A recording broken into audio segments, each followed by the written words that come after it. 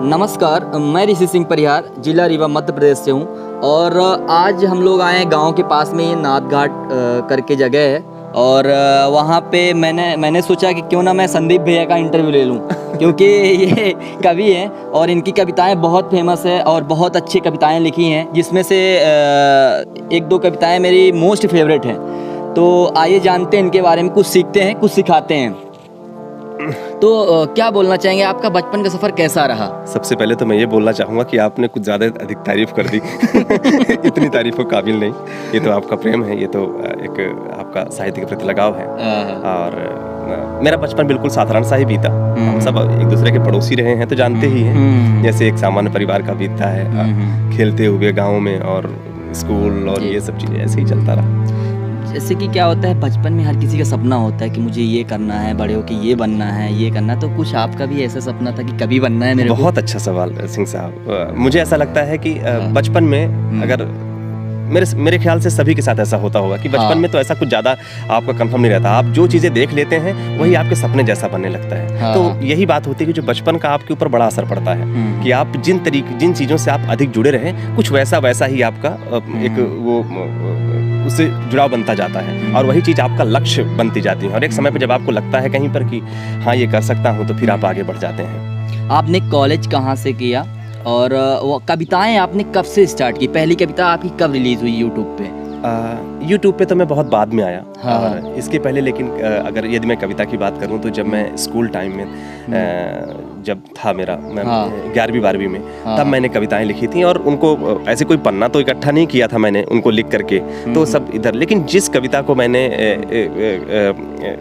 मैंने पेज में लिखा और उसको संभाल के रखा, वो कविता शायद मुझे मेरे कॉलेज स्कूल के बाद कॉलेज में आई। आपको घूमना कहाँ पसंद है? जिस जगह पे आप लेके आए, घूमा, जिन जगहों पे आप लेके आए, आपने कहाँ घूमा? इसके अलावा ये तो अपने गांव का है, हम लोग आते जाते रहते हैं, बहुत अच्छा व्यू है। तो ये तो हम लोगों का ऐसा है कि हर हफ्ते में एक दिन आना है। हाँ। लेकिन मतलब बाहर, जैसे इंडिया में, अपने पूरे इंडिया में आपको सबसे फेवरेट जगह कौन सी? कुल्लू मनाली, लेह लद्दाख, हिमाचल प्रदेश, शिमला? इनके बारे में सुना हूँ और वाकई में वो बहुत अच्छी होंगी, लेकिन आपने जितने का भी नाम लिया वहाँ पे मैं गया नहीं हूँ। लेकिन अगर आपने मुझे कहाँ घूमा हूँ तो मैं उत्तराखंड में गया हूँ, जानसू करके जगह है। मैं गुजरात में भी कच्छ, मुंद्रा घूमा हूँ। और जहाँ जॉब किया जगदलपुर में गया, खंडवा में गया, यहाँ पे। तो इस तरह की कई जगहों पे घूमा। मुझे नेचुरल चीज़ ज़्यादा पसंद है, जहाँ पे इस तरह की घाटियाँ हो, जैसे ये अपने घर गांव में है। तो उस तरह का मुझे अधिक पसंद है जी।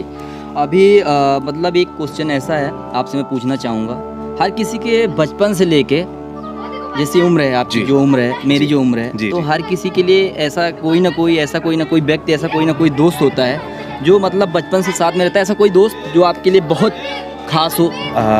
ऐसा मेरा दोस्त समवन स्पेशल मेरा मित्र है विद्यासागर मिश्रा, राजू जी। कहाँ गया वो? यहीं पे था। तो वो मेरा मित्र है, वो मेरे साथ बचपन से जुड़ा रहा और एक मुझे बहुत उसके साथ अच्छा लगता है। और हम दोनों हमेशा ही कई मुद्दों पे बातें करते रहेंगे।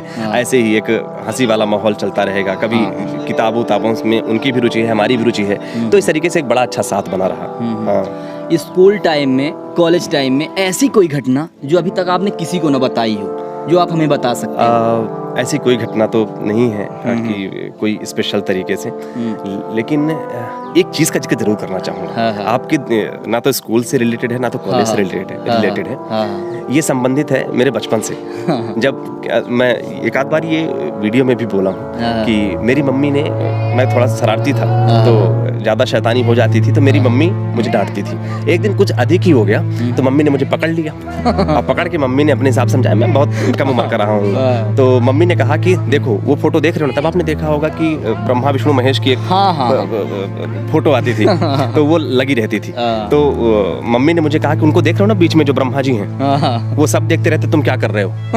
और फिर ना ऐसे उल्टा लटका के दे पिटाई करते हैं। जी जी। ऐसा। तो मैं उस दिन सच में घबरा गया और उस दिन से पूरी शैतानी बंद। पूरा अपने मतलब एक अलग ही बदलाव है। मतलब लेकिन हुआ ऐसा कि 3-4 दिन बाद मैं उसके सामने तख्त है, तो तख्त में लेटा हुआ था और फोटो देख रहा था। फोटो देखते हुए मेरे दिमाग में आया कि यार ब्रह्मा जी को देख के लगता नहीं कि ये 10-12 साल से ऊपर जिएंगे। तो मतलब मम्मी लोग को तो पता ही नहीं है कि ये पूरा देखने ताकने वाला पूरा डिपार्टमेंट ही खत्म हो जाएगा। कोई दिक्कत नहीं है यार, ये तो, और मुझे तो, मैं तो उनसे ज्यादा रहने वाला हूँ, अभी तो मैं बच्चा हूँ, ये तो बूढ़े हो गए, ये कुछ साल रहेंगे, मैं तो बहुत लंबे समय तक रहूंगा, तो मतलब ये देखने ताकने वाला पूरा डिपार्टमेंट ही खत्म होगा यार। कर लेते शरारत, कोई कुछ दिक्कत नहीं है। चलिए ठीक है, होता है यार, किसी की लाइफ में होता है।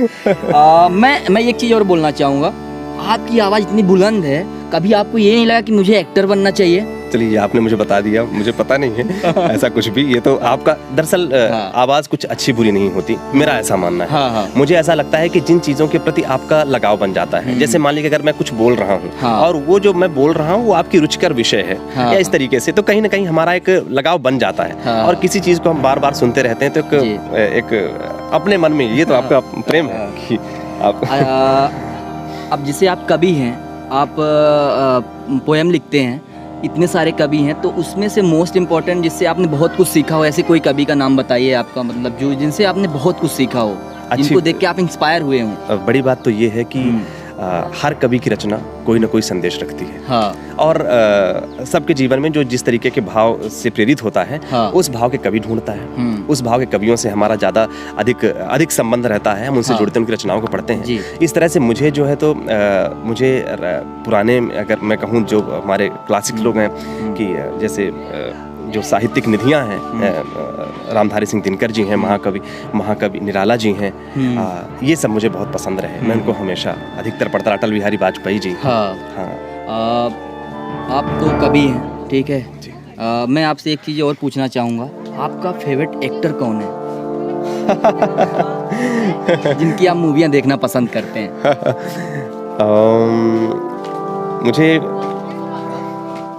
मुझे ऐसा लगता है कि मुझे फिल्म वाइज सब चीज़ों का एक बदलता रहता है। बदलता क्या, एक बने हुए हैं, लेकिन आप मुझे जो एक्टिंग पसंद आती है वो मनोज वाजपेयी की मुझे बहुत अच्छी लगती है। बाकी सभी अच्छा करते हैं, ऐसी बात नहीं है, सबकी फिल्में और फिल्म पे एक डिपेंड कर जाता है। आपको घर में सबसे ज़्यादा कौन समझता है और कौन सपोर्ट करता है आपका? मेरी मम्मी। हाँ, मेरी मम्मी मेरा सपोर्ट करते हैं। अच्छा, ये मैं एक चीज़ और पूछना चाहूँगा आपसे, जो कवि बनना चाहता है या यूट्यूब चैनल स्टार्ट करना चाहता है, उनके लिए आप क्या बोलना चाहेंगे? मैं तो ये मानता हूँ कि अगर आप ये सुन रहे हैं तो आप अभी सुनना बंद करके सबसे पहले यूट्यूब में अकाउंट बनाइए। अगर आप कुछ लिख पढ़ रहे हैं, लिखना पढ़ना ही नहीं, आप कुछ भी काम कर रहे हैं, जो भी काम कर रहे हैं, उसको आपका ये ऐसा माध्यम है जहाँ पे आपको किसी से विनती नहीं करनी है कि मैं इसको कैसे सामने पे लाऊं। जैसे आप कोई दुकान है, कुछ भी शॉप है, कुछ भी चीज़ है, कुछ आपका हुनर है जो दिखाना है, तो इसको हम एक साथ हजारों लोगों तक पहुंच जाते हैं। तो मुझे ऐसा लगता है कि आपके पास अगर मोबाइल भी है तो आप उसमें से कुछ रिकॉर्ड करें और उसे लोगों के सामने रखने के लिए जो ये सबसे सशक्त माध्यम है, सोशल मीडिया हो गया, फेसबुक वगैरह और यूट्यूब हो गया, यहाँ पे डालना चाहिए। हाँ बिल्कुल। और जो आपने सवाल किया युवाओं के लिए, बिल्कुल उनके पास जो हुनर हो बहुत ज़रूरत है और वो पक्का वो हम सबको दिखाना चाहिए, हम सबके साथ में साझा करना चाहिए। जी, अभी मैं आपसे एक चीज़ और पूछना चाहूँगा, आपका आगे का प्लान क्या है? नेक्स्ट प्लानिंग क्या है आपकी आगे की? बस एक जो चल रहा है वो चलता रहे और आप लोग कैसे प्यार मिलता रहे, ऐसे ही लोग जुड़ते रहें और बस, और आप लोगों के से जो ये लक्ष्य तैयार हो जाएगा। बस इच्छा यही है कि जो काम कर रहा हूँ इसको अच्छे से करता रहूँ और एक प्रेम भाव सबका बना रहे, ऐसे ही लगाव बना रहे और प्रयास रहेगा हमेशा कि कुछ पढ़ूँ, कुछ नई चीज़ें लाने का प्रयास करूँ, कुछ बस एक हर कवि साहित्यकार का होता है। आपका एक लास्ट और आखिरी आपसे सवाल है, आप गांव समाज के लिए क्या करना चाहेंगे और क्या बदलाव लाना चाहेंगे?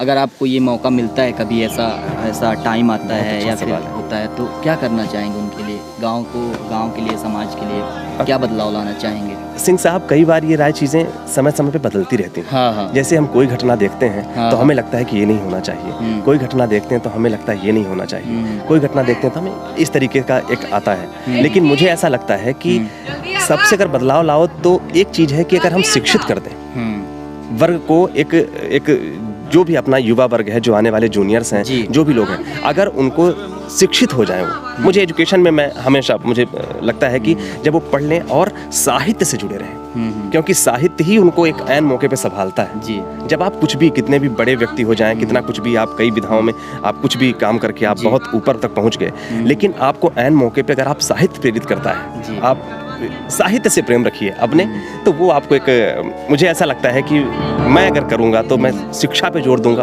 और अपने साहित्य से जुड़े रहना, अपनी संस्कृति से जुड़े रहने की शिक्षा दूंगा और अपनी भूलों पे हमेशा काम करते मुझे आपकी कविता सब जाग रहे तू सोता रहे, किस्मत को लेके रोता रहे, ये बहुत अच्छी लगी थी। और ये आपको कितना पसंद आई? और आपकी कविताओं में से आपके लिए कौन सी मोस्ट फेवरेट कविता है? अब आप मुझसे पूछेंगे तो मैं तो सभी को बोलूंगा, लेकिन नहीं, मतलब आप ऐसा कहें कि जिनको आप लोगों ने बहुत अधिक प्रेम दिया, उस हिसाब से बताऊं तो आपने ये सब जाग रहे तू सोता रहे, यदि राम सा संघर्ष हो, जो भी है चलता जाता है। जी जी। और मैं स्पीचेस वगैरह जो मुझे अच्छा लगता है, जिस विषय को मैं थोड़ा बहुत समझ पाया, तो मैं उसको आपके सामने थोड़ा बहुत रखने की कोशिश करता हूँ, साथ में सीखता हूँ। तो वो जो चीज़ें हैं तो सभी, लेकिन कविता की बात अगर आप कर रहे हैं तो हाँ, यदि राम सा संघर्ष हो, सब जाग रहे तो सोता रहे। तो ये था संदीप भैया जी के साथ का आज का कन्वर्सेशन। मैं आपके उज्जवल भविष्य की कामना करता हूँ, आप ऐसे ही आगे बढ़ते रहें, लोगों को प्रेरित करते रहें, कुछ अच्छी चीज़ें सिखाएं, कुछ और नई चीज़ें लाएं,